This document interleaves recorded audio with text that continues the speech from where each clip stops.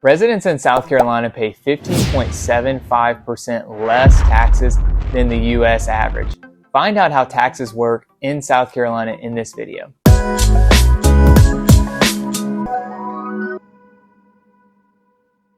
Hi, I'm Evan Whaley, your favorite Greenville realtor.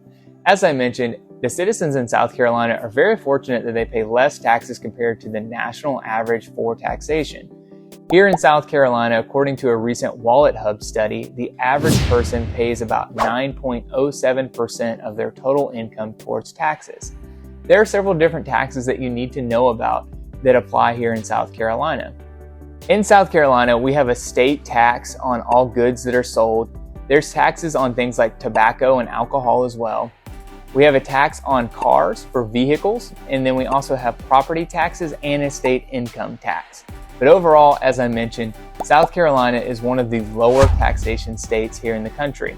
According to the Wallet Hub study, it's actually 13th in taxation, and when you factor in cost of living, it's actually number 11. So overall, it makes South Carolina a very affordable place to live. For people who are seniors here in South Carolina, there are also some additional tax benefits that I've talked about in some other videos that you might want to check out. But I'm going to talk about this from an overall standpoint of the different taxes that someone might pay of that list that I just mentioned. When looking at sales tax in South Carolina, there's a state minimum of 6%. Here in Greenville County, at this point, there's no additional charges for each individual city from anything that I have seen. Now, there are several other places in the state where they might charge a 1 to 3% extra taxation on top of that 6% tax. But here in Greenville County, we are fortunate that none of our cities are charging that at this point. When we look at sales tax in South Carolina, there are two categories of things that are not taxed under that 6% taxation rate. Just something to know so you don't actually pay taxes on those particular items. Those are groceries and prescription medication. In addition, alcohol and tobacco products are also taxed here in the state of South Carolina, like most states.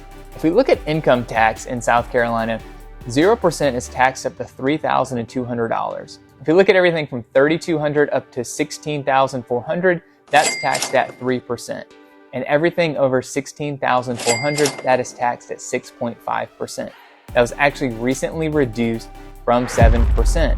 Overall, what the legislators have said here in South Carolina is that they will evaluate that each year, and they're going to follow that based on inflation to ensure that taxation stays at a relatively affordable rate. According to that same study that I referenced earlier, property taxes in South Carolina are one of the top 5 lowest in the entire country.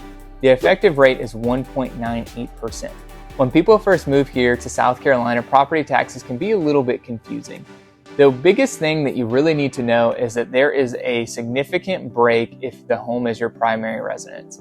What qualifies the home as your primary residence is that's where you have your car registration, that's where you're receiving your mail, you're living there 240 days plus out of the year, and it is your home that you're registering and saying, this is my primary home. If that's the case, you are actually assessed at a 4% rate. If it's a secondary home, you're assessed at a 6% rate. It has a dramatic impact on the overall taxation because in that 4% assessed rate, there's also some tax incentives and some savings as well. There's a lot to dive into, and looking at a specific property is the easiest way to determine the overall taxation rate. But as I mentioned, South Carolina has one of the lowest costs for property taxes in the entire country at a 1.9% rate. Overall, there's a lot to look into when it comes to property taxes and vehicle taxes here in South Carolina because it actually depends on where the district is that you're actually living in, because there's different millage rates based on those specific districts, and there are tons of them located inside of each county. The good news is in Greenville County, we do have property tax and vehicle tax estimators, so you can put in a proposed value and put in the calculations based on what kind of vehicle it is or what your property tax percentage is, and it'll actually spit out an estimated number for you. I will share how the property taxes work at a high level, but remember the county websites are the best place to go to get an actual estimate. How property taxes work at a high level is at first the county comes up with an assessed value for your property. Then they multiply it by your assessment rate. So if it's your primary residence, like I mentioned, they multiply it by 4%. If it's not your primary, they multiply it by 6%. From there, you get a number and you multiply that by the millage rate, which is determined based on the district that you live in. If it's your primary residence, you can receive other tax incentives that will reduce that tax bill.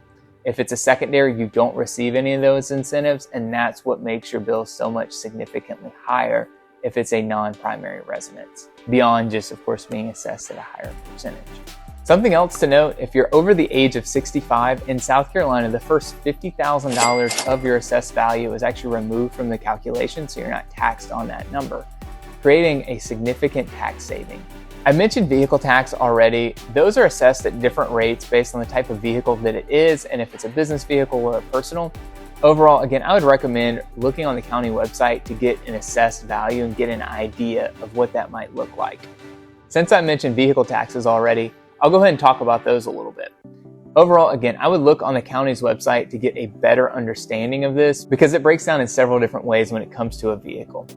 When we look at the vehicle tax, it's anywhere from 6.5% all the way up to 10.5% of the assessed value of that particular vehicle, depending on the ownership and the type of vehicle that you own. When I look at just an individual owning a car, that would be assessed at a 6.5% ratio.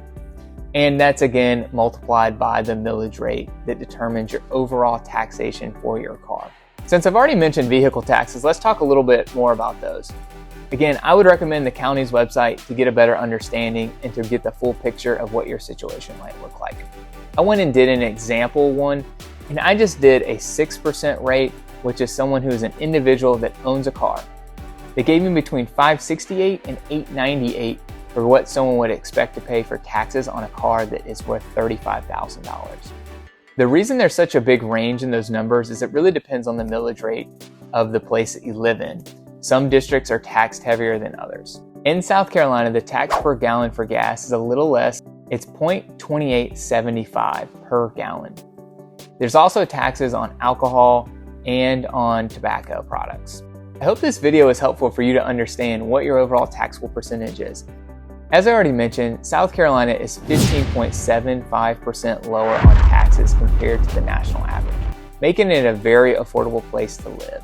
I hope this was a helpful video for you to understand how taxes work here in the state of South Carolina. If you have any other questions that are tax related or just any other general questions, feel free to post a comment down below or reach out in my contact information in the description.